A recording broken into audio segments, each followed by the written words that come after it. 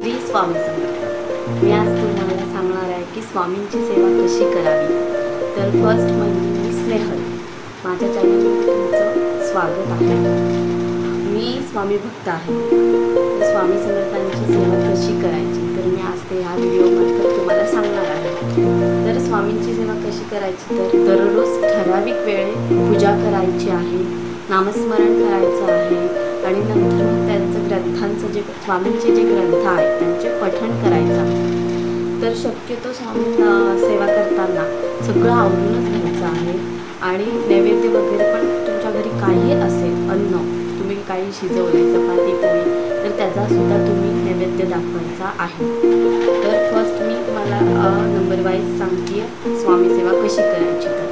तर फर्स्ट म्हणजे सकाळी उठायचं आहे, देवाला नमस्कार करायचा आहे, स्वामींना नमस्कार करायचा आहे, त्यांना म्हणायचं आहे श्री स्वामी समर्थ, माझा दिवस आजचा छान जाऊ देत, आनंदात जाऊ देत, तुमचं नामस्मरण माझ्याकडून खूप प्रमाणात होऊ दे। तर आता आपण बघणार आहोत स्वामी सेवा कशी करणार आहोत ते। स्वामी सेवा करताना आपण नियमित पूजा करायची आहे, दररोज सकाळी आणि संध्याकाळी पण धूप दीप करायचा आहे, तो आपण मोस्टली सगळेजण करतोच आहे। नामस्मरण करायचं आहे, स्वामी समर्थ हा जप कंटिन्यू दिवसभर करायचा आहे।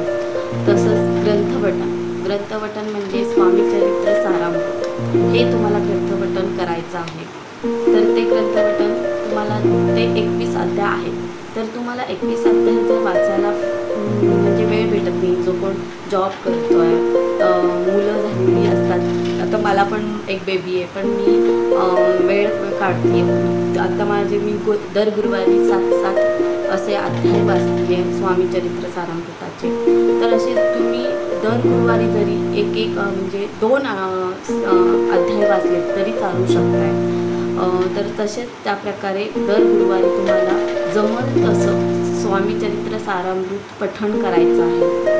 आणि मग नंतर मग तसंच गुरुवारचं किंवा इतर अदरवाईज ज्यावेळेस आपले जे वीक्स आठवडे आहेत त्या आठवड्यात तुम्हाला दरवेळी जमणार नाही आहे की मला आज स्वामी समर्थांचं करायला भेटलं नाही, इतर देवांचं जे तुम्ही जे करताय तसं म्हणजे नाही करत, जो तो आता मी स्वामींचं करते आहे तर मला स्वामींचं असं वेळ भेटतोय तर गुरुवारी मी करते आहे। मी 7 अध्याय वाचते स्वामी चरित्र सारामृताचे।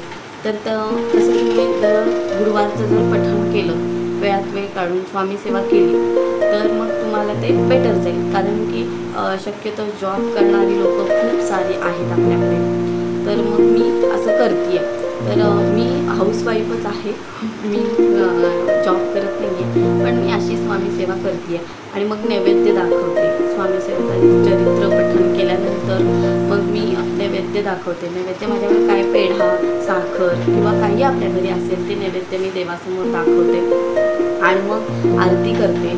आरती केल्यानंतर माझ्याकडे कोणी माझे सासू सासरे आहे, माझे मिस्टर, माझी मुलं, म्हणजे माझा मुलगा आहे, तर त्यांना मी प्रसाद देते तो। आणि मग नंतर मग मी तो प्रसाद सगळ्यांना देते आणि मग सेवा माझ्याकडनं खंड झाली आणि माझ्याकडून म्हणजे ज्यावेळेस खंड होते त्यावेळेस मी स्वामींना म्हणते, स्वामी मला क्षमा करा, मी काय माझी जर या सेवेत खंड पडला असेल तर स्वामी मला तुम्ही क्षमा करा, अशी मी त्यांच्याकडं माफी मागते। आणि एक म्हणजे आपल्याकडं ना नम्रता पाहिजे। स्वामी सेवा करताना ना आपल्याला नम्र आणि श्रद्धायुक्त वृत्ती ठेवावी लागते आणि या सर्व गोष्टी आहेत ना नियमितपणे आणि श्रद्धेने जर तुम्ही केल्यात ना तर स्वामी कृपा नक्कीच होईल।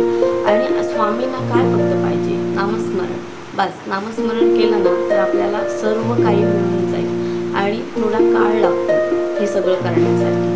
तर मग मी सांगते जशी ही सेवा तुम्हाला जमेल तशी तुम्ही ही सेवा करा, नक्की तुमची स्वामी सेवा करून घेतील तुमच्याकडून आणि तुमचे काहीही जे तुमच्या कामामध्ये अडथळे येत आहेत किंवा कुठल्या गोष्टी तुमच्या मनासारख्या होत नाही, तुम्ही इच्छाशक्ती सोडू नका, तुम्ही स्वामींचं नामस्मरण रोज करा।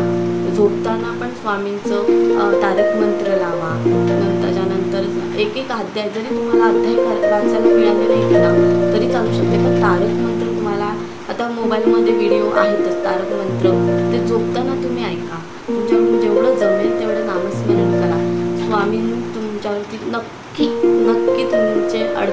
काही मार्ग वगैरे आहेत ते सगळे सोडवतील आणि तुमच्यावरती ते लक्ष ठेवून असतीलच. म्हणजे तुम्ही जर मनापासून जर तुम्ही त्यांचं करता तर तुमच्यावरती लक्ष ठेवून असणार आणि स्वामी तुमच्या पाठीमागे आहेतच. म्हणूनच त्यांचं असं मंत्र आहे की रडू नकोस, मी तुझ्या पाठीशी आहे.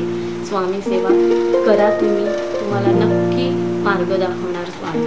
श्री स्वामी समर्थ महाराज की